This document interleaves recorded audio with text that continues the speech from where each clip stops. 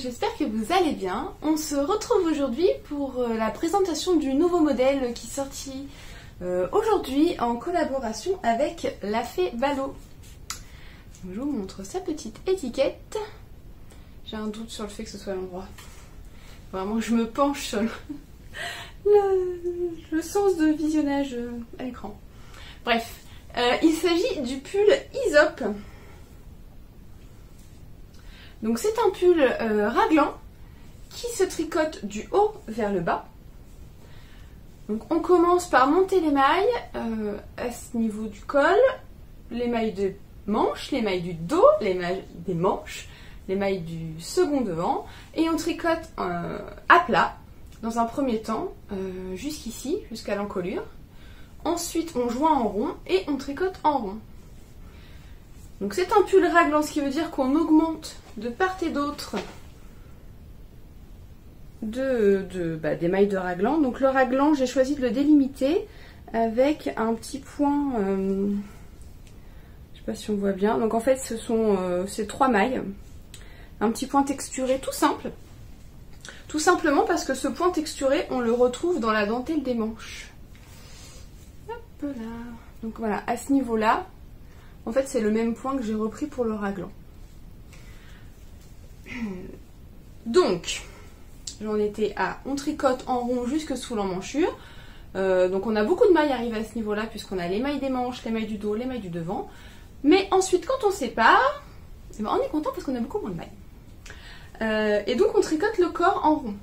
Donc, c'est un pull que j'ai créé en forme A. C'est-à-dire qu'à partir d'une certaine hauteur que je vous indique dans le patron, on va faire des augmentations. Donc vous pouvez voir que là, une fois qu'on a séparé, en fait, le motif du raglan, on le poursuit sous les manches, au niveau de la taille. Donc on a, alors suivant les tailles, vous avez plus ou moins de mailles entre ces deux motifs. Et donc petit à petit, on va venir augmenter entre ces motifs pour créer la forme A. Voilà. Après, si vous ne souhaitez pas faire une forme A, mais vous préférez faire une forme droite, c'est tout à fait possible. Il suffit de ne pas faire les augmentations que j'indique dans le patron. Donc c'est un modèle assez simple au niveau de la construction et de la forme, puisque c'est un raglan. Il se termine par des côtes torse de 2. Et les manches, en fait, on vient les relever, enfin on vient reprendre les mailles qu'on a mis en attente et on fait des diminutions avec des côtes de 2. Et donc le motif de dentelle sur les manches.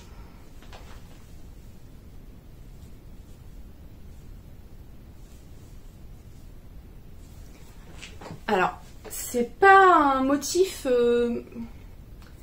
comment dire? C'est pas qu'il est compliqué, mais il demande beaucoup de concentration, surtout sur les premiers rangs, puisqu'on est en aller-retour. Donc il faut bien faire attention. C'est pas un motif que... Si vous n'avez jamais fait de dentelle, non, on commence pas avec ça. Il faut que vous ayez déjà fait quelques petites dentelles avant, notamment le pull Watsonia que j'ai sorti le mois dernier. Cette dentelle est accessible si vous n'en avez jamais fait. Mais celle-ci, clairement, non. Si vous n'avez jamais fait de dentelle... Donc elle est pas compliquée, mais il faut vraiment bien suivre le diagramme. Donc il y a des mailles torse et des jetés, des croisements. Voilà. Donc c'est pas... ça demande de la concentration. Bon, après c'est sur les manches, c'est juste sur le dessus des manches. Donc ce qui veut dire qu'une fois que vous avez fait votre motif... Vous avez fait votre motif là, vous avez tout l'autre côté pour vous reposer avec du jersey. Bon, forcément, comme on fait des diminutions, plus ça va, moins il y a de jersey, mais ça va quand même assez vite. Ça rythme bien le tricot des manches, parce que je sais que ça peut être un peu rébarbatif souvent de tricoter une manche. Et donc le fait d'avoir le diagramme, au final, ça va quand même assez vite et ça rythme bien. Quoi vous dire de plus sur ce pull? Bah écoutez, rien de spécial. Donc oui, on reprend le petit motif. Donc le petit motif de raglan, il est très simple, c'est sur 3 mailles. Et au final, il y a juste un rang où on croise ces mailles comme indiqué dans le patron. Mais après, les autres rangs se tricotent à l'endroit. ou à l'envers quand on est en aller-retour. Et pour le col, donc on vient relever des mailles et faire quelques rangs de côte de 2. Et vous pouvez voir que j'ai mis ma petite étiquette. Donc là, celle-ci, c'est Joli Tricot, Mallory Designs. Les petites étiquettes, vous pouvez en retrouver dans ma boutique. Il y a plusieurs modèles. Donc voilà. Et donc c'est une collaboration avec la Fée Balo. Donc j'ai utilisé sa base Softifying. Ça n'a pas changé depuis tout à l'heure. Donc c'est 400 mètres pour 100 grammes. Le coloris n'a pas de nom parce que c'est un coloris qu'elle a créé, enfin du moins quand elle me l'a envoyé il n'y avait pas de nom. C'est un coloris qu'elle a créé spécialement pour ce modèle. Et il me reste ça.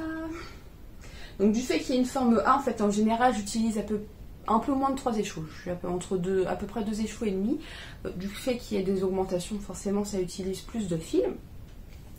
Et c'est une laine assez fine qui est, je dois dire, assez douce. Franchement, elle est très... Je faisais des photos tout à l'heure et je comparais en fait.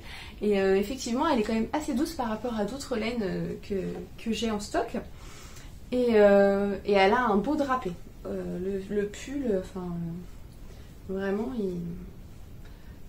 il tombe bien. Alors la couleur, par contre, c'est un peu compliqué de vous la montrer. C'est pas tout à fait... Vous la voyez un peu plus claire que ce qu'elle n'est. Et c'est marrant parce qu'on voit des démarcations là qu'on n'a absolument pas l'œil nu, comme quoi la caméra. Donc d'où l'importance d'alterner ses écheveaux. Alors même si je fais ma mauvaise élève parce que moi j'ai un peu la flemme d'alterner tous mes écheveaux, enfin, un rang sur 2. Donc en fait en général quand il me reste un tout petit peu de laine, là je commence à alterner avec le suivant, mais j'alterne pas tout du long, ça me Donc voilà, donc si vous voulez aller faire un petit tour dans la boutique de Marie, de la Fée Balo, normalement elle a dû refaire une petite mise à jour pour la sortie du patron. Et puis vous pouvez retrouver donc ce patron sur Ravelry ou sur mon site dans ma boutique. Donc c'est le pull Aesop. Et pour la sortie du patron, je vous offre une remise de 20% avec le code Aesop 20.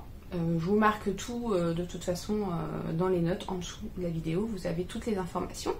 Donc voilà, si vous voulez en savoir un petit peu plus, je vous ai fait un article de blog qui est, vous pouvez le retrouver du coup sur mon blog malloraedesigns.com. Et voilà pour ce petit pull. J'espère qu'il vous plaira et n'hésitez pas à mettre des petits cœurs sur Ravelry, ça aide toujours en visibilité. Voilà, allez, à bientôt.